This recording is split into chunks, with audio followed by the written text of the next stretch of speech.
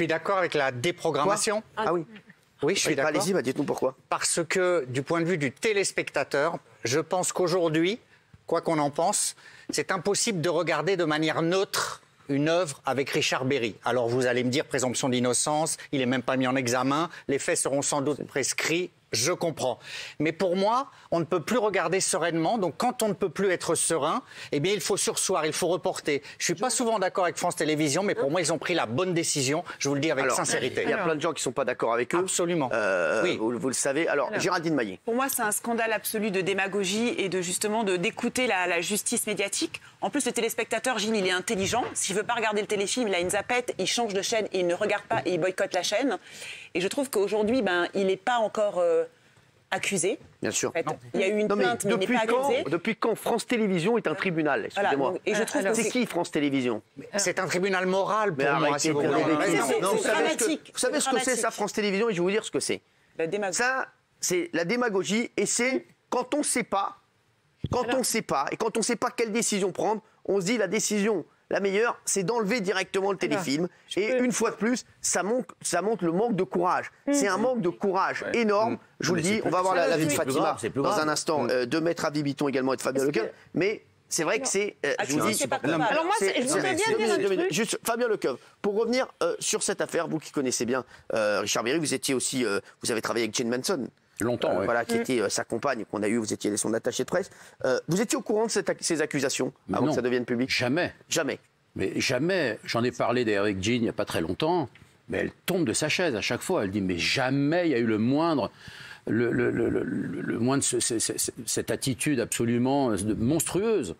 Jamais elle a entendu parler de ça. Mais sa fille, Chirel, d'ailleurs, qui vit en Israël, s'est exprimée là-dessus. Elle a dit, mais moi, j'ai fréquenté aussi Colline lorsqu'elle était petite, un week-end sur deux. Elle me dit, jamais on a entendu parler de ça.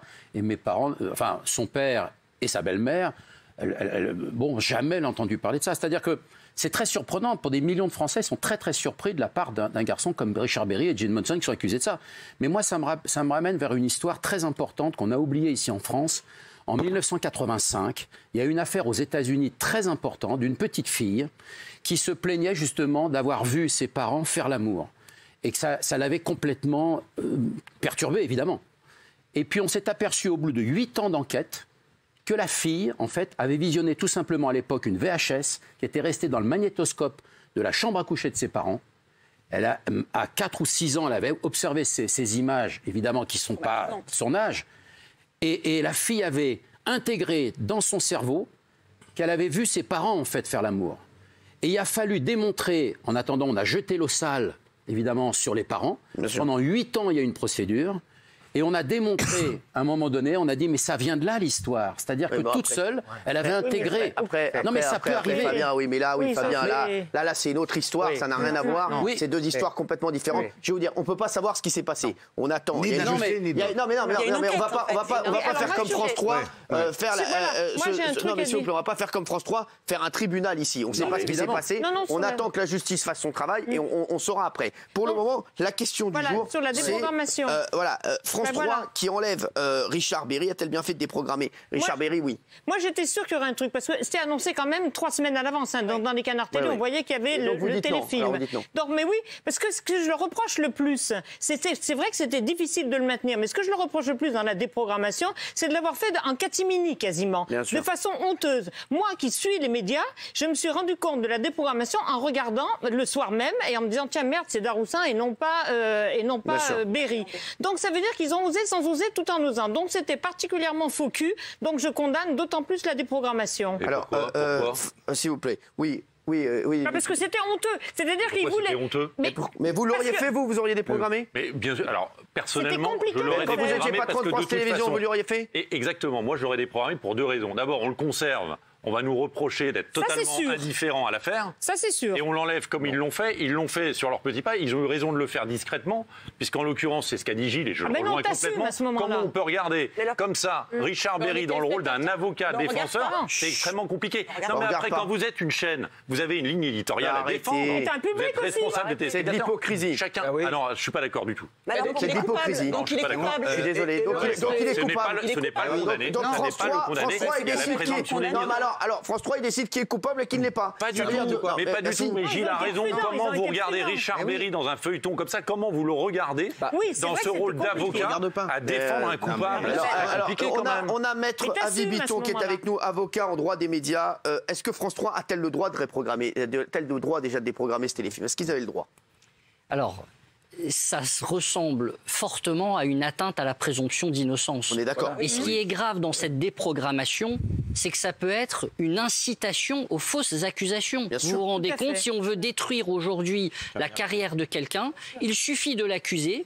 La justice mettra évidemment des années à enquêter et à juger l'affaire, mais en attendant, médiatiquement, la personne aura déjà été condamnée, elle aura subi des préjudices lourds, parce que ce que va entraîner cette déprogrammation sur France 3, c'est que des investisseurs pour des productions à venir ne vont pas prendre de risques. Les banques ne vont pas prêter. Ils vont se dire, non, c'est pas possible, ça peut être déprogrammé d'un moment à l'autre. Donc, est-ce que vous considérez que France 3 a bafoué la présomption d'innocence? Oui. Oui. On est d'accord. Oui. Ensuite, est-ce que contractuellement, France 3 s'était protégé par des clauses particulières dans le contrat avec Richard Berry pour dire s'il se produit certains faits, s'il y a des accusations d'un certain type, ça a été tourné voilà. C'était une redite. Donc, effectivement, il faut quand même regarder ce que prévoyait le contrat, mais effectivement, on imagine quand même que Richard Berry aurait une action contre France 3. Alors, justement, pour être indemnisé. Est-ce qu'il a des chances de gagner, Richard Berry? Oui. Alors, vous savez, je vais vous dire, vous avez dit tout à l'heure, on ne sait pas, on n'a pas le dossier. Là, de la même manière, effectivement, je ne suis l'avocat ni de France 3, ni de... Donc, mais a priori, puisqu'on est là, a priori, effectivement, cette déprogrammation porte atteinte à sa présomption d'innocence. Il n'a pas encore été jugé. Je pense qu'il aurait quand même une action devant les tribunaux. S'il vous plaît, j'aimerais avoir l'avis de Fatima Benomar, militante féministe. Pour vous, Fatima, c'est une très bonne décision de la part de France 3. Juste un petit détail, la durée moyenne pour que les enfants parlent de la question de l'inceste et de la pédocriminalité, c'est 10 ans. Donc c'est normal qu'on n'en entende pas parler dans les premières années. Ce sont des matières, pour les avoir suivies depuis très longtemps, très sensibles. Les enfants, c'est compliqué de briser le cœur de sa mère en accusant son père, son beau-père, etc. Et j'étais passée dans plein de médias il y a 3 ans, suite à un homme qui avait eu 18 mois de sursis pour avoir violé sa fille de ses 5 à ses 12 ans. Et ce qui se passe aujourd'hui dans la justice, parce que souvent on dit la justice fera son affaire, mais que nenni. C'est pour ça d'ailleurs que le garde des Sceaux est en train de faire des propositions, parce que ce qui se passe aujourd'hui dans les tribunaux, c'est qu'on est en train de débattre sur le consentement de gamines de 13, 14, 12 ans, parce qu'on a l'une des lois les plus mal foutues du monde. Alors, Fatima, par rapport justement à cette déprogrammation. Et sur la déprogrammation de France 3. Déjà, France 3, effectivement, elle est maîtresse de ses choix éditoriaux. Il se trouve dans une situation où elle avait programmé un téléfilm, où on est dans des moments hypersensibles, juste après la prise de parole de Colin Berry. Dans son communiqué, elle ne l'accuse pas. Elle n'est pas en train de dire, écoutez, nous on a décidé de croire Colin Berry et pour cette raison on déprogramme. Oui, mais ce qu'elle dit, c'est que, si je puis juste me permettre, non. Ce qu'elle dit, c'est que là tout de suite, de toute façon, j'aurais mal vu Richard Berry là tout de suite faire la promotion du film. C'est que ce n'est pas le moment pour le diffuser. Et de toute manière, la question de la présomption d'innocence, par exemple, Olivier Duhamel, il n'a pas été condamné encore. Eh bien, à un moment, il n'est plus sur LCI. C'est un choix raisonnable qui est fait par la scène. Il est parti, non. Alors ça n'a rien à voir. Olivier Duhamel a avoué, il a pratiquement avoué, il a dit voilà, c'est retiré lui-même, il a dit voilà, oui, il n'a pas dit non, je suis innocent. Donc c'est pas tout à fait pareil. Fatima. Mais je pense que quand même, la chaîne peut se dire qu'elle n'a peut-être pas envie de risquer de faire passer un téléfilm. Il y a Colin Berry qui regarde, et il y a surtout, et c'est la deuxième point que je voudrais aborder, à un moment, c'est un peu triste à dire, un peu violent à dire, mais c'est ce que j'essaie depuis des dernières années. Il va falloir que la France se tienne prête. Pourquoi? Parce que la déferlante qu'on a avec le hashtag MeTooInceste est dans un contexte qu'on dénonce, nous, depuis des années. Vous pouvez trouver des vidéos de moi il y a 3 ans, 4 ans. Vous saviez, vous, Fatima, qu'il allait avoir une déferlante comme ça? Vous le saviez? Évidemment, et je disais, un jour, on va lever le tabou sur l'inceste. Et vous saviez qu'il y avait des personnages importants qui étaient mêlés à ça? Bien sûr, il y a un enfant, il y a un Français sur 10 qui est concerné par la pédocriminalité et par l'inceste. Vous saviez qu'il y avait plein de gens qui allaient être touchés, des gens... Mais évidemment, il y a 130 000 petites filles et 35 000 petits garçons qui sont concernés chaque année. Donc oui, ça va nous faire de la peine, mais ça va concerner beaucoup d'anonymes. Nous, on les voit dans les procès un peu anonymes qu'on suit, mais aussi des personnes qu'on aime, des personnes qu'on admire, des personnes qu'on adule. Et Jusqu'à présent, il y avait un espèce de déni français. On disait ou bien c'était des psychopathes, des hommes pas éduqués et tout. Pas du tout. Gabriel Matzneff, c'est un homme qui peut être par ailleurs brillant, etc. Joe Hamel aussi. La deuxième chose, c'était on a voulu donner une couleur politique, c'est-à-dire c'était un truc post-68 art et tout. Pas du tout. Il y a un élu du Rassemblement national qui vient d'être mis en examen pour qui aurait violé sa belle-fille de 12 ans. On a dit que c'était une époque. C'est pas vrai. Il faut regarder ce débat dans les yeux. Encore l'année dernière, les personnes qui soutenaient Polanski, la thèse, c'était qu'à 13 ans, elle était consentante face à un homme de 42 ans. Et en 95, c'est pas les années 60 ni 70, il y avait vos confrères Ardisson et Becbédé qui étaient en train de plaisanter avec Matzneff qu'ils auraient bien voulu eux aussi finir la nuit dans un lit avec des gamines de 12 ans et demi. C'est ça la situation où on est aujourd'hui. Vous pensez que c'est que le début ? Je pense que ce n'est que le début. Je pense que là, ce qui doit occuper nos débats, c'est pas un téléfilm qui est repoussé. Non, mais c'est cette question-là. Je vais vous dire pourquoi on fait ça, Fatima, parce que ça veut dire beaucoup de choses. Ça veut dire que parfois, il y a la présomption d'innocence, elle n'est pas respectée sur les réseaux sociaux et elle n'est pas respectée non plus par les chaînes de télévision. En fait, parce que France 3, en faisant ça, je vous le dis, France 3 en faisant ça, dit à tout le monde, et aux téléspectateurs et à la majorité des Français, c'était pour ça qu'elle voulait le faire discrètement. Richard Berry est coupable. C'est pas ce qu'ils disent dans leur communiqué de presse. Mais après, et juste la dernière chose que je voudrais dire, le problème massif en France, c'est pas la présomption d'innocence qui est piétinée, c'est que massivement et au plus haut niveau de l'État, on considère qu'il y a que 1% des violeurs qui sont condamnés et qu'on a une loi qui est mal foutue, qu'on était le dernier pays en Europe où il n'y avait pas d'âge minimum de consentement et que très franchement, cette affaire, comme très souvent, va être classée sans suite pour des histoires de prescription. Fatima, excuse-moi, on m'envoie. Il ne s'agit que d'un report de cette rediffusion du téléfilm qui sera reprogrammé sur France 3 à une date ultérieure. Arrêtez de vous foutre de notre gueule. C'est bon, il a été déprogrammé, arrêtez. Il faut arrêter. Moi, j'aime les gens francs comme Jean-Marie Bigard. Voilà. Vous savez quoi ? J'aurais préféré que France 3 dise. Et voilà, maintenant, oui, on a déprogrammé. Voilà, on dit la vérité. Mais là, qu'ils soient entre les deux, en fait, on a repoussé. Non, mais arrêtez de nous prendre pour des cons, s'il vous plaît. Il sera d'autant moins reporté que c'est une rediff. Bien sûr, il sera d'autant moins reporté que c'est une rediff. Elle a raison, Isabelle, oui. Ce qui me gêne dans ce discours, c'est que là, aujourd'hui, on est en train de parler du cas d'un homme, Richard Berry, et que pour justifier de fouler aux pieds sa présomption d'innocence, on nous parle de généralité sur l'inceste, la pédophilie, etc. Et de statistiques. Si vous voulez, attendez, si vous connaissez le dossier, parlez-nous-en, parce que moi, le dossier, je ne le connais pas. Ce que je sais aujourd'hui, c'est qu'il n'a pas encore été jugé, et que tant qu'il n'a pas été jugé, on ne peut pas le condamner. Et déprogrammer son téléfilm, c'est le condamner. Absolument pas. Si la présomption d'innocence était piétinée, ce matin, on l'aurait emmené en prison, lui disant, écoutez, en France, il n'y a plus de présomption d'innocence, on vous a accusé, vous vous retrouvez en prison. Mais il est mort médiatiquement à cause de... Non, Patrick Bruel continue à chanter, Luc Besson continue à chanter. Ça n'a rien à voir. Ça n'a rien à voir. Désolé. Ça n'a rien à voir. Les vies qui sont détruites sont celles de ces enfants. Les vies qui sont détruites sont celles de ces enfants. Mais vous n'en savez rien dans l'affaire qui nous occupe. Dans l'affaire qui nous occupe, vous n'en savez rien. Votre combat est noble. Bien sûr. Bon, il n'y a rien à dire. C'est quelqu'un que j'ai envie de suivre sur les bateaux que j'aime beaucoup et qui s'exprime très bien et qui dit la vérité. On ne peut pas jeter l'eau sale sur tout le monde de cette manière. Il faut avoir sagesse.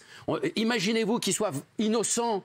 Mais vous faites comment après pour le réhabiliter? Vous venez vous excuser sur le plateau de télé. Dans un pays où on estime qu'il y a 2% de fausses accusations, où toujours le débat c'est sur la présomption d'innocence. Moi en tout cas, chacun peut avoir son avis. Moi je le dis aujourd'hui en direct, Colline, je te crois. Et on est des milliers à te croire. Ça c'est mon avis. Alors excusez-moi. C'est l'avis de Fatima. Et on s'est rassemblés devant les cinémas en disant les victimes de Polanski, qu'ils soient condamnés ou pas, on vous croit. C'est pas grave.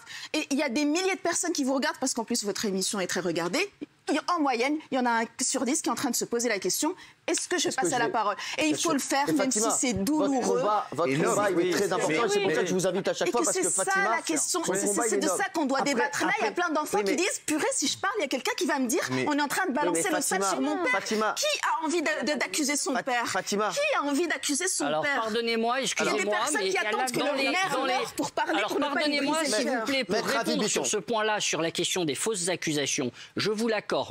C'est un phénomène minoritaire. La plupart des femmes qui portent ces accusations portent des accusations réelles. On est bien d'accord. Mais il ne faut pas non plus négliger, s'il vous plaît, ce phénomène de fausses accusations qui existe et qui est courant, qu'on rencontre plus souvent dans un contexte de conflits familiaux, notamment dans des affaires de divorce où la mère veut récupérer les enfants. Les juges connaissent très bien ces affaires. Les juges connaissent très bien ces affaires. C'est très courant. C'est très courant. On parle de justice sur dossier de parents qui veulent récupérer la garde d'enfants. Je suis d'accord avec Fatima. Il y a aucune excuse là-dessus.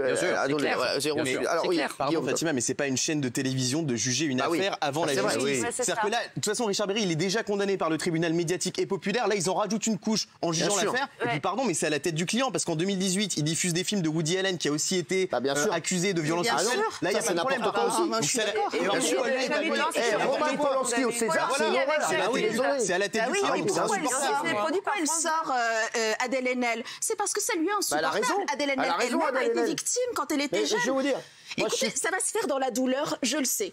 Ça fait des années qu'on est dessus, je le sais. Dans l'injustice, ce qu'on entend dans les procès sur les gamines, elle allumait son beau-père parce qu'elle se baladait en culotte à côté de lui et parce qu'il y avait des conflits et blablabla. On l'entend du tout. Malheureusement, c'est ce qu'on entend majoritairement dans les procès. J'espère que vous ne direz pas le contraire, maître, si vous avez fait beaucoup de procès sur ces matières-là. Ça, on peut pas l'entendre. Mais c'est comme ça que ça se passe. Et bien maintenant, il y a des milliers d'enfants qui nous parlent. Parlons de l'inceste, écoutons leurs paroles. Ne commençons pas à faire tout un tour de parole pour dire oui, mais peut-être qu'elle ment, machin et tout. Peut-être qu'elle dit la vérité. Et pour l'instant, Richard Berry, de toute façon, c'est prescrit. Donc le débat politique qu'on pose, c'est de lever la prescription. Il y a une enquête sur les Il y a une enquête. Et là, médiatiquement, ils sont en train de le tuer. Mais la plainte n'aboutira pas, de toute façon. Effectivement, il y aura enquête, effectivement, et il y aura un classement sans suite. Oui, mais c'est terrible. En général, il y a des plaintes. Après, ils portent plainte contre l'accusatrice qui, elle, était... Et je vais vous dire, ici, on n'est pas les avocats de Richard Berry. Pas du tout.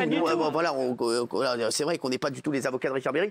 On est juste, voilà, et je vous le dis, Fatima, c'est que voilà, moi, quand Polanski était au César, on a été les premiers, d'ailleurs c'est le même groupe que nous, on a été les premiers à dire que c'était inadmissible. Et moi, Adèle Haenel, je lui donne 100 fois raison. Voilà, d'être partie des Césars, je pense qu'elle a très bien fait et elle a pris la bonne décision. Aujourd'hui, on attend que la justice fasse son travail. On est avocat de la présomption d'innocence. Dans le cadre d'un pays qui ne le fait pas. J'aurais adoré. C'est le seul ministère, la justice, qui a comme nom une vertu. La justice. Effectivement, on a envie de croire en la justice de son pays. Je peux vous assurer que je suis entrée dans le militantisme en 2009. Et à chaque fois, j'y crois. Quand je vais en procès, je me dis, cette fois-ci, ça va bien se passer. C'est se passer cette fois-ci, c'est après MeToo. Ben, c'est pas vrai. Et jusqu'à il y a quelques semaines, le garde des Sceaux nous faisait mentir sur nos propres chiffres. Maintenant, il les reconnaît. Reconnaissons l'expertise de militantes féministes qui ne sommes pas sur des positions idéologiques, mais qui avons une expertise de ce qui se passe. Aujourd'hui, le viol, la pédocriminalité et les incestes sont des crimes massivement impunis en France.